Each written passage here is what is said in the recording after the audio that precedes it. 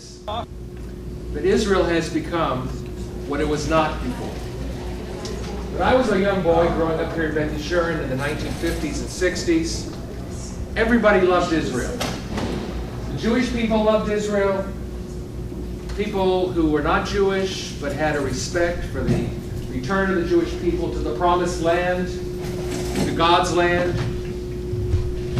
There was a positive feeling about Israel. Of course, not everybody loved Israel, but here in the United States, the response to Israel's founding was a very positive one. And American Jews had a very positive feeling about Israel then in particular. I used to come with my parents to services many Friday nights, and when I could keep my eyes open for the sermon, they were not written for children, I could say that very rarely did I hear our rabbis then in Beth Yeshurun speak about Israel. And when they did speak about Israel, it was usually as Israel as a national tzedakah box, which was basically that your purpose in supporting Israel was supporting Israel. And that's what we talked about. That's what the rabbis spoke to us about giving to help the poor Palestinian Jews. They were called Palestinians then, by the way. The Israelis were called Palestinians until 1967, when the name was co-opted by the Arabs. Okay? So it was the Israeli Palestinians. Look up in your textbooks, look up in your old histories of Israel, you'll see that. It's very interesting. Nobody remembers that. But nonetheless, we were brought to bear to sponsor Israel, to send money to Israel, to fill up our J&M pushkis, and to be together for Israel because Israel was under threat, but also because Israel was so poor. And its people needed support. And that was the lesson I took away from me about Israel all the way until I was in college.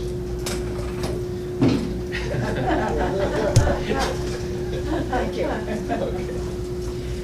This is like having to set the symbol while I'm doing it. It's like doing repairs on a plane while it's in the air. You know? Oh, Rabbi, you're fine. Okay. In 1970, I was a freshman at the University of Texas at Austin. And I was shocked out of my mind when in late November, I received a phone call from New York from an institution called the United Jewish Appeal. I'd heard of the UJA, who hadn't? It was the central fundraising arm of the American Jewish community to raise money for Israel. And UJA ran campaigns in every city, and I'd always known that every year my parents made a pledge and gave money to UJA. So what did UJA want with me? A little freshman student at the University of Texas living in a dorm. I had started with some friends, including Lee Wunsch. Many of you know Lee? Sure. He's the head of the Federation these days. So Lee and I had been among a group of students who started a university Jewish newspaper. And a few months after we started the paper, I got a phone call because I was the editor, asking me if I'd like to come to Israel for 10 days over the winter break. It would be free. And it would be with all the Jewish student newspapers on campuses around the country. And I was shocked, because in those days, we didn't have the internet, we didn't have email. I didn't know there were any other Jewish student newspapers around the country. I thought we were doing something altogether new. Nobody ever heard of such an idea. And I wasn't sure whether to go or not, because the University of Texas was playing in the Cotton Bowl. And that year, which was, what year was it? It was... 70s or 80s. Okay, it was the year University of Texas was in the Cotton Bowl playing for the national championship against Notre Dame. Do you remember, Mark? Okay? Freddie Steinmark was in that game, if you may recall Freddie. In any event, I had a big decision to make. Was I going to go to Israel for free, or was I going to go to the national championship game at the University of Texas in the Cotton Bowl? And in addition to that, I had this beautiful girl I was going to go out with. I'd never met her, only second-handedly. Blind date. Her name was Marcy. So you married her. Cute. She still is. She's adorable. And so I couldn't decide. And my barber, I mentioned to my barber that I couldn't decide what to do. And my barber, who was not Jewish, started yelling at me. What are you talking about? You've got to go to Israel. Those are your people. And I thought, those are my people. I've never been there. In fact, in 1970, no one I knew had ever been to Israel. You didn't go to Israel on tours like you do today. You didn't send your children there to study for a year like you do today. You didn't just hop on a plane and say, you know what, we're going to go to Israel for a couple of weeks to see the Jewish state. Israel had no tourist infrastructure. It was still emerging. It was very poor. It was a third world country. It had one hotel, the King David Hotel, and one hotel downtown, which was really a Schlepper's hotel. It wasn't equipped for groups. But he said, you've got to go. And I went. And it changed my life. And it changed my life in ways which are going to be discussed today. It changed my life culturally in the way it impacts how I feel about myself as an ethnic group, as a Jew. It changed my life in the way the music has been permeating my home and my soul ever since. It changed my life in the way that it's impacted me spiritually. Because when I pray now and I see the word Yisrael, I know that it's me, the people Israel, but it's also Israel, my people, my nation, my country, my Jewish homeland. There's so many ways in which Israel has impacted me. But I'm going first today, because I want to share how it's impacted me emotionally, how it's changed me. And I cannot imagine my life without having had that experience of going to Israel as a collegian in 1970. Because everything I knew about Israel was out of a textbook. Everything I knew about Israel was what I learned here at Beth Yeshurun as a child. And the only Israelis I knew here at Beth Yeshurun were my teachers. And those of you who are of that generation know that all of the teachers in the Beth Yeshurun religious school in those days were Israeli doctoral students studying at the University of Houston. And they had no interest whatsoever in us or teaching here at Beth Yeshurun. But they needed the money, and so they taught here. And I didn't have a particularly high feeling about them either. But when I went to Israel in 1970, I saw the land and I touched it myself with my own heart and my own hands. And I was overwhelmed with what I saw. I was shocked. And when I came back from Israel, if you look at the University Jewish newspaper that I was editing before I went and the one I was editing after I came back, it had the same name, but the paper was totally different. The paper before I went had pictures every month about what the sororities and fraternities are doing. And the paper after I came back was filled with stories about the challenges facing Israel, about the Jewish state, about Jewish study courses at the University of Texas. In other words, I saw what being Jewish was as much as I saw what being part of the Jewish world was. My next encounter was 4 years later when I went to the Hebrew Union College and studied there for a year. I had just gotten married to Marcy. Yes. And I pulled this poor girl away from her family, her love, her life, her parents, all her friends, dragged her to Israel for a year with a return ticket 1 year later. In those days, you didn't just hop back on a plane and fly home for the holidays. Israel was not that kind of a place, and global travel was not that inexpensive or accessible. You were there for a year. and you were going to stay there for the year. The only way you were going to come back is if you failed the school. They sent you home. And I remember my first night in Israel with my new wife. She was crying all night. Because just being there for 2 days had convinced her that this was going to be the worst year of her life. And you can't imagine how I felt. But I told her that she was going to be there 11 months and 28 days more. But the truth of the matter is that we took Israel to heart very quickly, and I give my wife, Marcy, a lot of credit for that. While many of the wives, and most of the students were men in those days in rabbinical school, many of the wives cried not just the first night, but every night, because they were cut off from all family and friends. We didn't have cell phones, we didn't have telephones. You could only write your parents back and forth. You couldn't talk to them. It's a long time ago. Most of them suffered. A number of the rabbinical students ended up getting divorced. Their wives literally left them. Couldn't stand it, couldn't take it. Israel was not what it is today. If you went for a meal out in Israel, you had your choice of hummus, shawarma, and falafel, or falafel, shawarma, and hummus. And you could look at a whole street of restaurants, and they all had the exact same menu.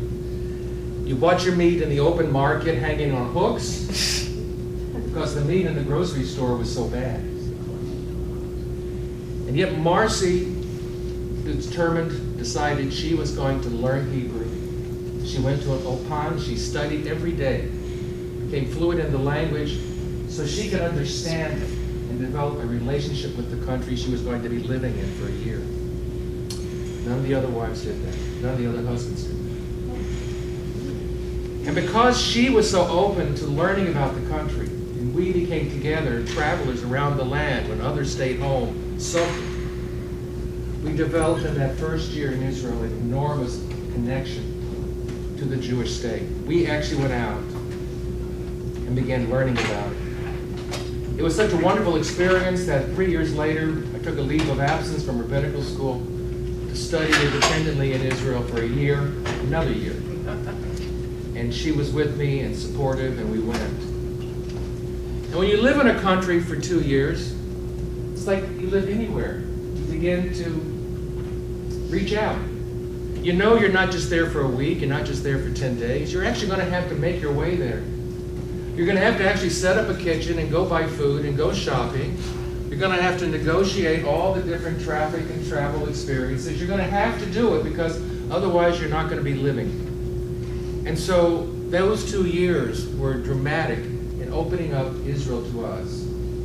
Not politically, but in an emotional way. And finally, I will tell you what changed my life so unbelievable in my emotional connection to Israel was something I said that just fell out of my mouth. And I can't believe I said it at the time, and my wife couldn't believe it either. You know, you say something, and it can change your life without even knowing it or planning on it. In 1994, when my daughter was 12 years old, we were walking home from shul, and I asked her what every father does, I suppose. Your bat mitzvah is a year away. Do you want to have a party like all the other kids? It was a simple question. And don't ask me why I said what I said next. Or do you want to spend the summer on a family trip to Israel for a month? And my wife looked at me like, what? And my daughter looked at me and said, yes, yes, yes, that's what I want. I want to go to Israel for the summer.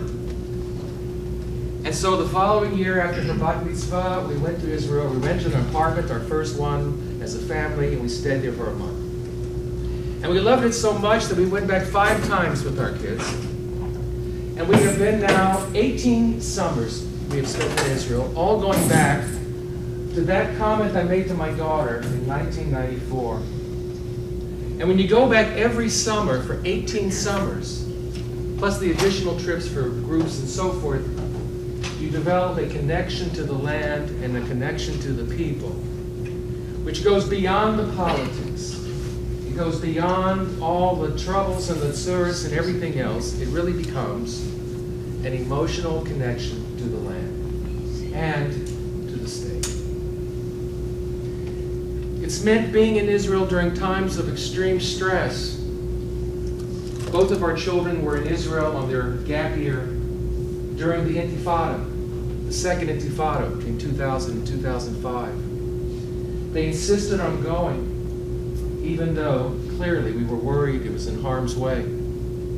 Young Judea, Shivas, all made extra effort to protect the children who were in their care. And we let our kids go, but we were nervous wrecks, as you can imagine. But nonetheless, they went because they wanted to be there. They had picked up from us this love of Israel. And we went to visit them, and we saw them. And we shared in what Israelis were feeling as you walked through Jerusalem and found it a ghost town because there wasn't a tourist there.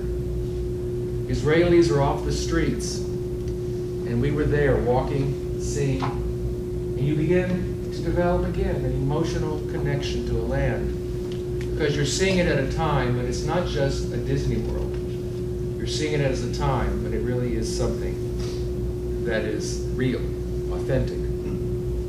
And in the course of going to Israel in those Intifada days, we began interacting with Israelis who were happy to see somebody from America who came. Now, of course, we were not the only ones. I don't want to pretend that we were the only ones. But when we walk into stores, there's no customers, and so they would sit and talk with us. They had nothing else to do, no other customers to wait on. One shopkeeper in Sfat said, "Why don't you come and stay with us?" Just on the blue, out of the blue. So we spent time with him. We stayed overnight. Got to meet the family, their friends. And we had experiences like that over the years, which deepened our connection to Israel so much that we could never stop thinking about them, even though we were not there.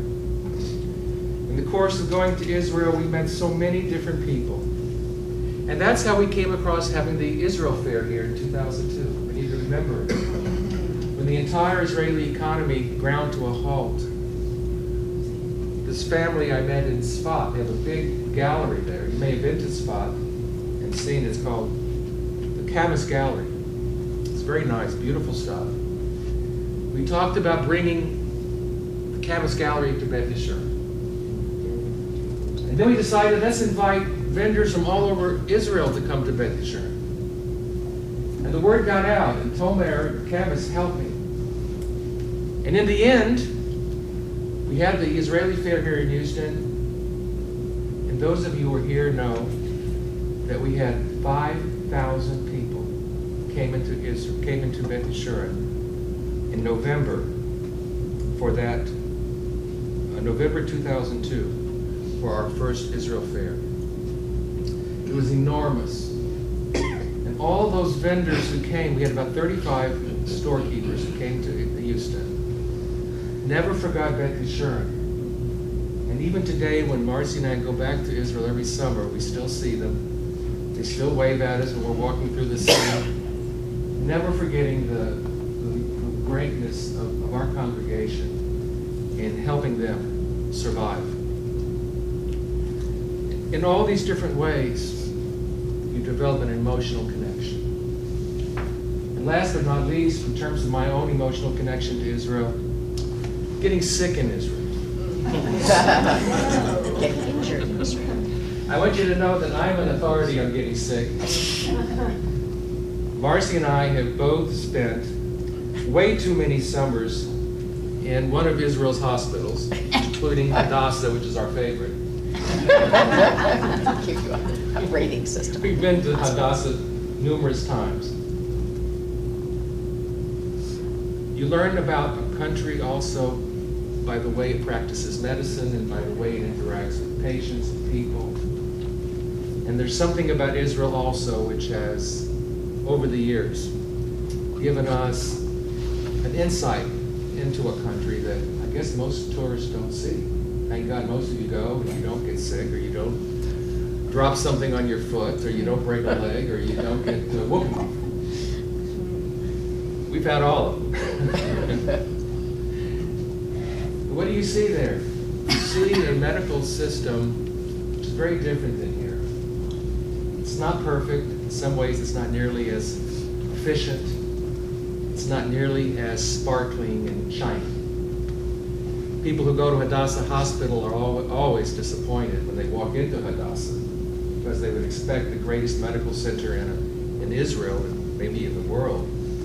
They have a magnificent lobby when you walk in with high ceilings and chandeliers, like Methodist here. And have sparkly, shiny private rooms, and everything just looks like you could eat it off the floor. You know, it's so beautiful and modern and new. And there's not a smudge anywhere, and the doctors all wear their gowns, and they all have this very professional. Not in Israel, and not in Hadassah. It has no lobby. You walk in, and you're right there. The rooms, they don't have private rooms. Marcy was in the hospital there, and there were 4 other women with her. Their idea of medical care is getting you well. And you don't have to be in a pretty place to do that, just get well. And the doctors and nurses treat you just like who you are.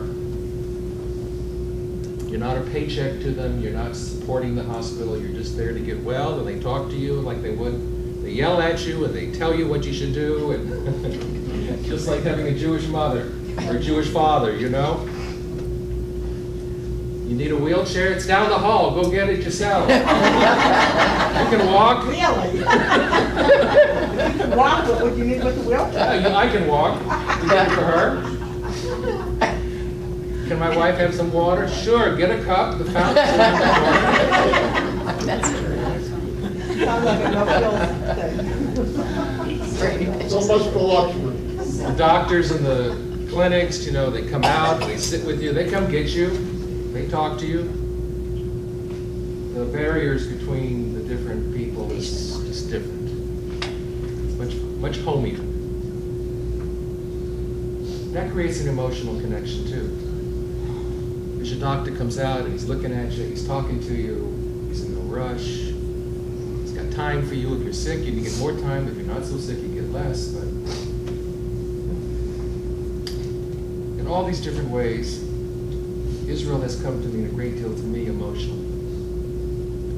And I think that kind of emotional pull is not something you can develop only by living in Israel and going to Israel, but it's really about being able to transcend how you look at Israel. The reason we're having this Shabbat of Unity next Friday night is because I think too many American Jews have fallen into the trap of defining their relationship to Israel by its politics. I hate Netanyahu. I wouldn't give Israel 2 cents. I'm for the settlements. I'm against the settlements. I can support Israel. I can't support Israel. I could go to Israel, but I'm not going to go to Israel. And it's not about Israel. The people, the land. It's raison d'etre for being a nation of the Jewish people. It's because of politics. This is why we read in the surveys every year how Israel falls further and further down the list of things that are important to American Jews. And when you dwell a little deeper into the surveys, you discover that why Israel keeps falling is people say we don't like this, we don't like that. They don't give conservative Jews full rights. They don't give Reform Jews full permission. They don't do this. They don't do that. This is how it is. It's all this political back and forth. We got that same kind of nonsense here. We got the same kind of stuff in America. You got it in every country. Politics everywhere are enough to make you sick. Sometimes I have to turn off the news on TV and the radio and just turn on MTV. just stuff. You got to stop listening to it because everybody's, you know. Documentaries.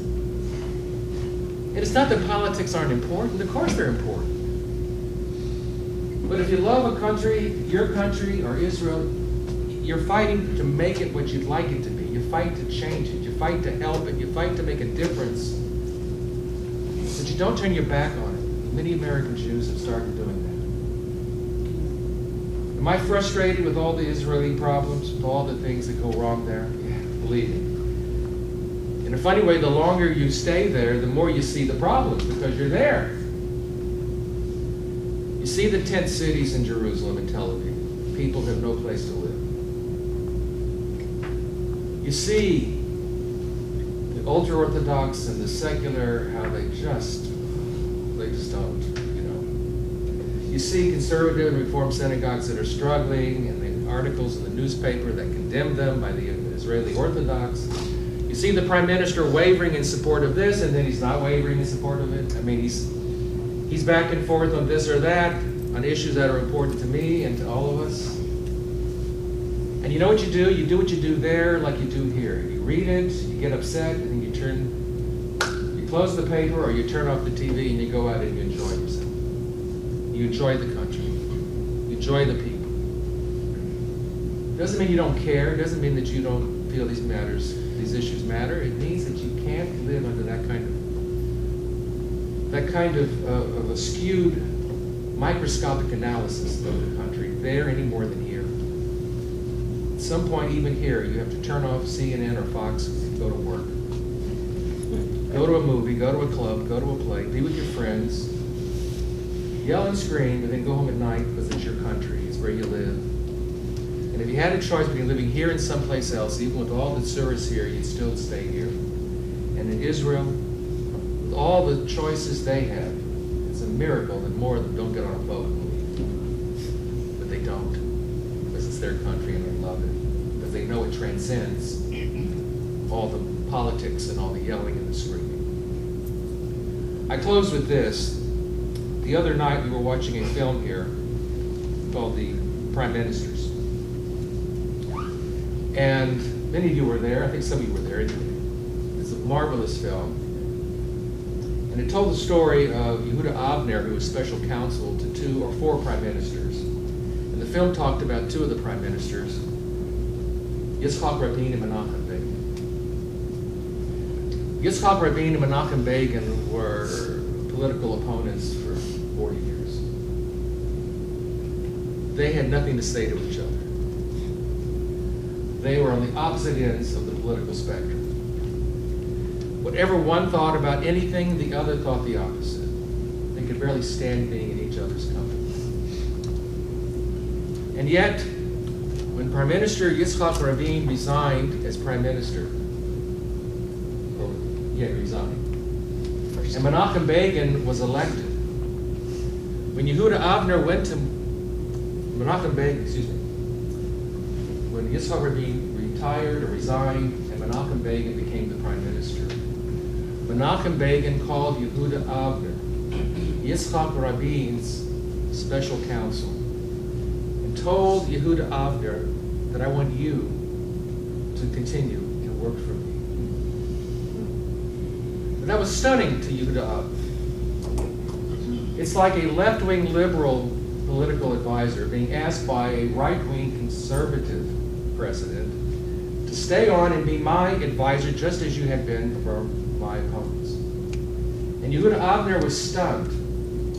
So he called Yitzhak Rabin and he said, what do I do? This is so unusual. This never happens in politics. And Yitzhak Rabin said to him, go work for him. Begin is a man of integrity and principle, and he loves our country. And I thought about that, and that line really got to me. It got to me that 2 men who saw everything different, 2 men who were on completely parallel tracks that never intersected over the course of 4 and 5 decades, in the end, transcended their political hostilities because of this emotional love of their land. I think that's something that we have to be able to do in the United States as well. We have to be able to see beyond the day-to-day headlines and imagine what the emotional connection to Israel could be if we would open our hearts to what Israel was brought into being to to be. A place of refuge, a place where Jewish life could thrive, a place where the Jewish calendar would be the guiding standard for every day in every way, where Jewish people could be Jews and safe, even with all their differences. And my prayer is that as I have come to feel this emotional connection to Israel, that you will be able to do as well.